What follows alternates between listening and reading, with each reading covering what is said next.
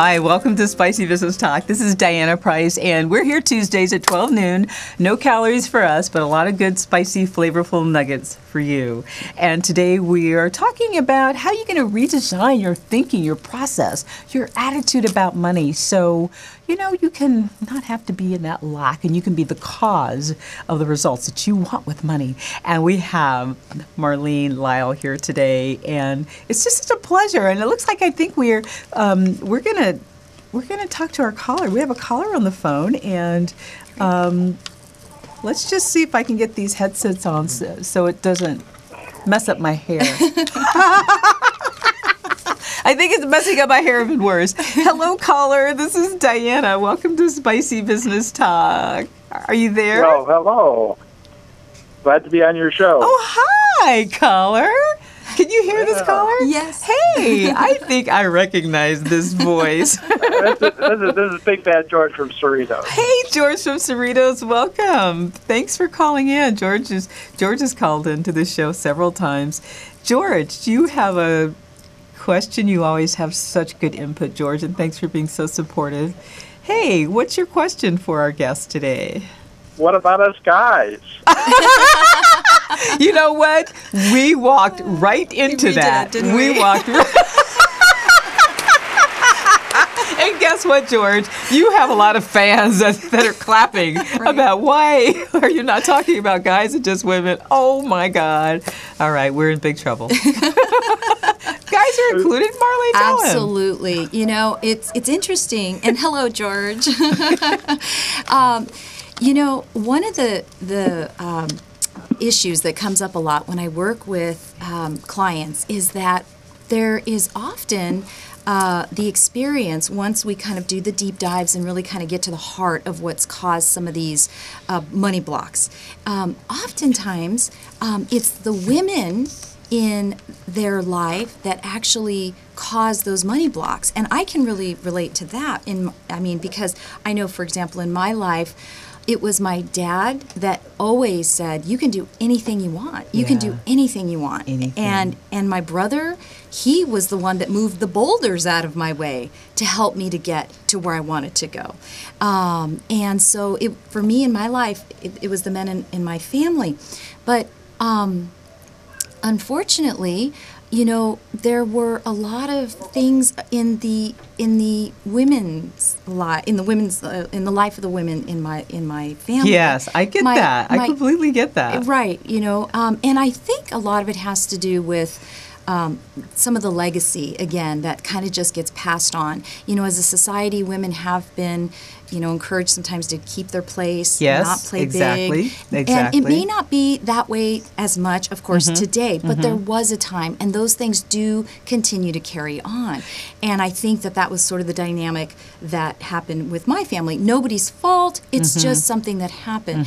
But money mindset is not gender specific. Yeah. George is absolutely right. Yeah. It is not gender specific. George, does that make sense to you? I think back about, some of the things that, you've shared with in your life. Do you think that, the women in your life, including your mom, bless her soul,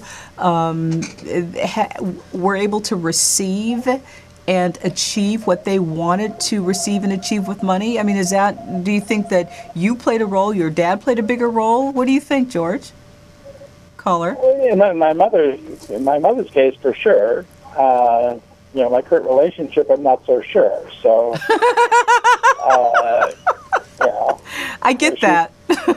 She's about to retire, and she has an inheritance and stuff, and some money in the bank, and all that type of stuff. But where to go from here is the question. Yeah. And I think that's why we love this conversation about money, because it's,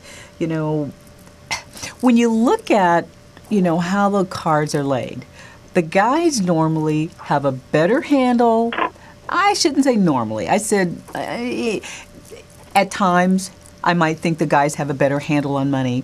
It doesn't always work that way. So, it's good to have women just be a lot more, responsible and allow themselves to know more about money. So, people like you, George, you have to keep us honest. Marlene, Yes. if I sent my girlfriend to you, what would you do for her? She's about to retire, 65, let's say. Yes, well, retirement in itself is definitely something that is a whole new phase in life, and it starts to really, it starts to sometimes tap into some fears that you have, your value, your self-worth. These are real key areas. Retirement kind of triggers all those things that we start looking at, and I think that there's also a sense of legacy and really looking at that and seeing how I want everything I've created thus far. How do I want it to make an impact? And also help to be able to, obviously for the practical purposes of taking care of myself till I move on to the next stage in in life. But I would definitely start with talking with her, and again, as I said, really creating and providing that safe place for her where she really feels able to talk openly and freely about some of the things that are going on that really don't even have to do with the money itself. Because once you get to the heart of where it is that you are in your mindset, in your attitude, then everything else falls into place. All the other things tend to fall into place. But those things that you resist just get bigger and bigger and bigger and bigger. Exactly. They can become a source of problems between couples, problems in your career, problems with your children. I mean, definitely I think sitting down with her and really taking a look at, this new stage in her life. How to spread her wings. Yes, and how is she still creative in this stage of her life, and how does she still feel her power? And how is she creating a support community around her, which is so key. Sometimes you can just set out to do, your big ambitions and your big goals to play big, but you cannot do it alone. And successful people know you do not do it alone. You need a village. You need a team. So it sounds like George's questions on inheritance that could mean that his girlfriend either could have inherited a combination of made her own abundance, but in some way she has caused her own abundance, or her surroundings or her environment has caused the abundance that she now has. So the question becomes, how does she multiply that abundance? What does she do to create multiples of that abundance? Absolutely. And it's interesting because you'd be surprised sometimes the feelings that come around inheriting a sum of money. Sometimes you feel actually resentful.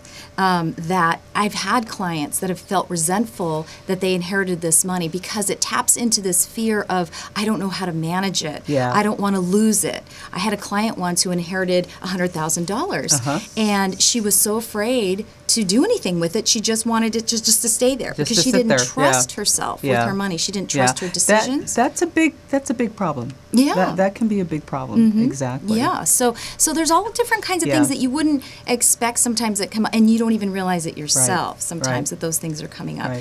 And George, what would you say would be a good, because you raised the question, and we don't want to leave guys out, because this show is for absolutely. No. We the acronym is SEAT. So everybody in the seat could be a man or a woman. If they're a speaker, executive, entrepreneur, author, or thought leader, that's the acronym for SEAT. So George, you're in that category of being in the seat. So, is there some money rules that you have that you follow? Well, I'm at retirement age, so right now it's just preservation of what I've got. Preservation. In a very scary situation with the national debt and interest rates being so low, and when they go up, the whole world is going to change. The bond market's going to change. The stock market's going to change, and who knows what's going to happen to the business climate. So, what's important that we stay focused on that so we can plan our path. George, we really appreciate you taking the time to call in today, to call into Spicy Business Talk and talk to our awesome guest, Marlene Lyall.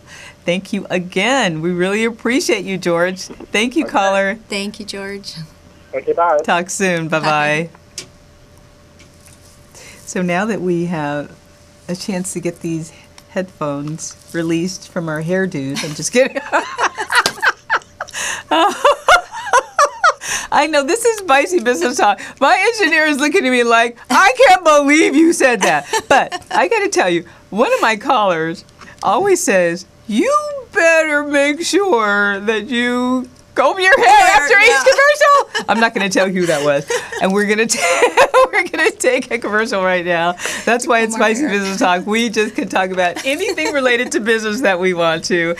Thank you, George, for calling. We really appreciate you. We love you. We'll be right back, and you're going to hear a lot more about money and thinking and thoughts and attitudes.